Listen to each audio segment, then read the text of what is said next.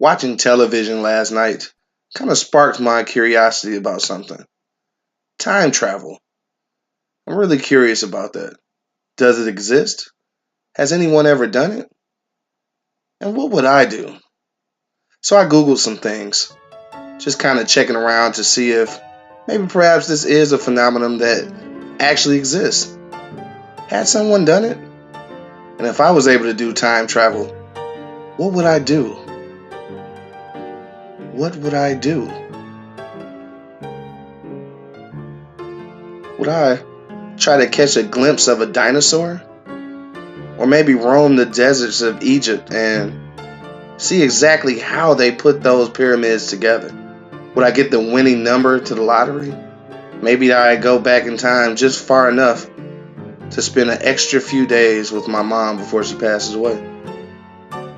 What would I do?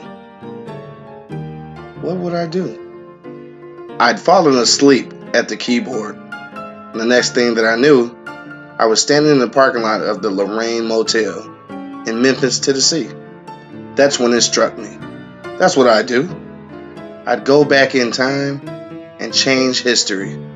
I'd save all of our heroes, and perhaps black people could make a movement that we never thought was possible. So I would begin here at the Lorraine Motel, room 306. Dr. King, open up. Dr. King, please come to the door. Dr. King. The door opened, and it was him. I didn't know what to expect. I for sure had never seen him in person, and I really didn't know what to say or what to do, so I invited myself in. And even though he didn't know me, he let me come inside. He shut the door, and I began to explain.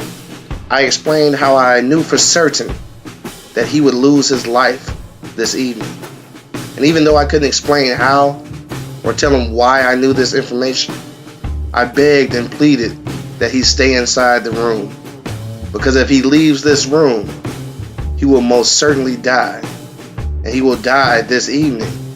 He explained to me that he knew the consequences of everything he'd done.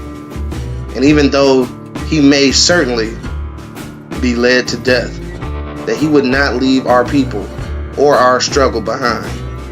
And he would not fear any violence that may come against him. And I understood this, but I still pleaded and I still begged, please do not go outside. I know for certain that you will meet your demise.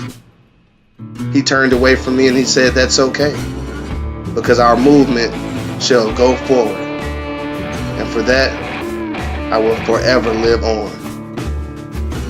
As he walked away, I looked down at my watch. It was just a little past 6, and I began to whimper and sob uncontrollably because I couldn't stop him, and he didn't want me to stop him. What could I do?